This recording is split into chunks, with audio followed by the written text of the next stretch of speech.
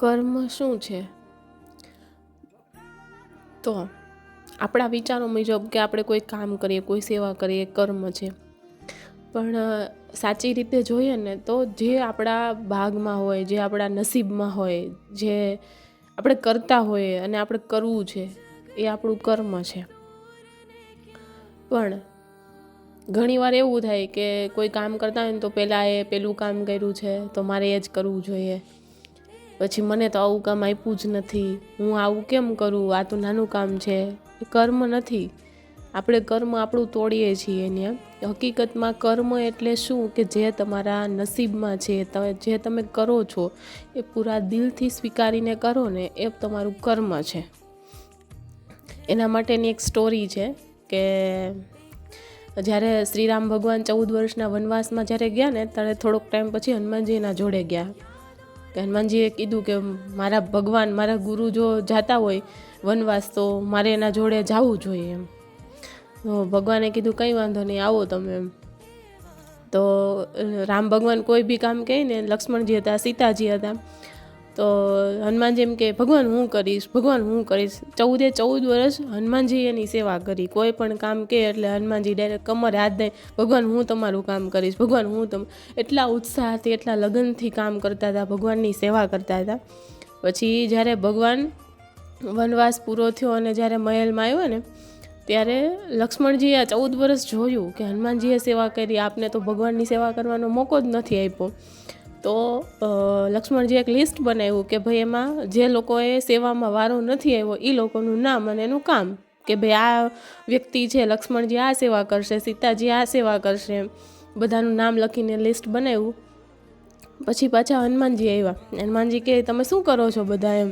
લક્ષ્મણજી કહે કંઈ નહીં, સેવા છે તો સેવાનું લિસ્ટ બનાવ્યું છે, કોણ કઈ સેવા કરે. હનુમાનજી કહે લાવો બતાવો, મારે બી જોવું છે કે મારું નામ ક્યાં છે, આમાં કઈ સેવામાં છે. લક્ષ્મણજીએ બતાવ્યું, ભગવાને જોયું. હનુમાનજીએ એવું કીધું મારું તો આમાં નામ જ નથી.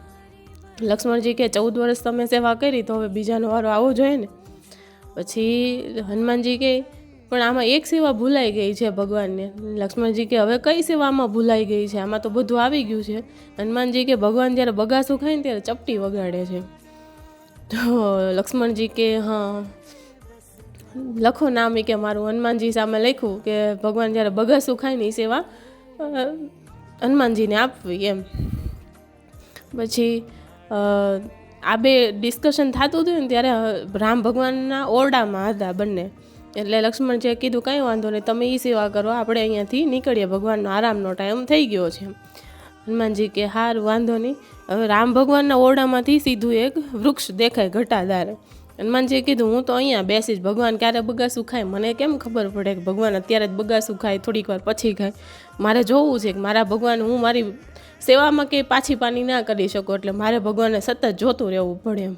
લક્ષ્મણજી કે કાંઈ વાંધો નહીં, તમારી ઈચ્છા. ભગવાન ઓરડામાં આરામ કરે છે એવામાં એને બગાસું આવે છે અને હનુમાનજીએ ચપટી ચાલુ રાખી, ચપટી વગાડી એમને ચાલુ રાખી અને ભગવાનનું મોઢું બંધ થાય નહીં. ભગવાન રાજમહેલના જે ઔષધિકારોને બોલાવ્યા કે ભાઈ આ શું છે, કેમ ભગવાનનું મોઢું બંધ નથી થતું એમ. બધા જે ઓહળિયા હતા બધા અપનાવી લીધા. પછી ભગવાનને આઈડિયા આવ્યો કે ઈશારો કરીને કીધું કે ભાઈ ઓલો ઝાડ ઉપર બેઠો છે ને એને અહીંયા બોલાવો એમ. હનુમાનજીને બોલાવે છે ભગવાન ઈશારામાં, એને હનુમાનજીને કહે છે કે ભાઈ ચપટી બંધ કર તો હું મોઢું બંધ કરવું એમ. હનુમાનજી ચપટી બંધ કરે છે, અહીંયા ભગવાનનું મોઢું બંધ થઈ જાય છે.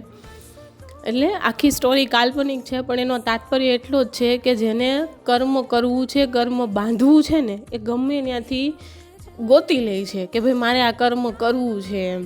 એને એવી જરૂર નથી પડતી કે નાનું છે, મોટું છે, ઊંચું છે, નીચું છે, કોઈ જ એવો ભાવ નથી હોતો. બસ એને કર્મ મળ્યું છે, એનું કર્મ દિલથી કરે છે, મતલબ એ ગોતી લે છે ગમે ત્યાંથી. એવા કન્ડિશન્સ કે એની કમ્પ્લેન નથી કરતા કે ભાઈ હું તો આ જ કરીશ કે પેલું જ કરીશ, ઢીકડું જ કરીશ, પૂછડું જ કરે, એવું નહીં. એના નસીબમાં છે, જેના ભાગ્યમાં છે અને એને ગોતેલું છે એ સ્વીકારી દિલથી કર્મ કરે છે. એટલે કર્મનો મતલબ એવો થાય કે તમારા લાયક જે બી કર્મ હોય ને ભગવાન ઓલરેડી આપેલું જ છે, તમારે ખાલી પકડી અને પૂર્ણ કરવાનું છે. આ કર્મનો સિદ્ધાંત છે.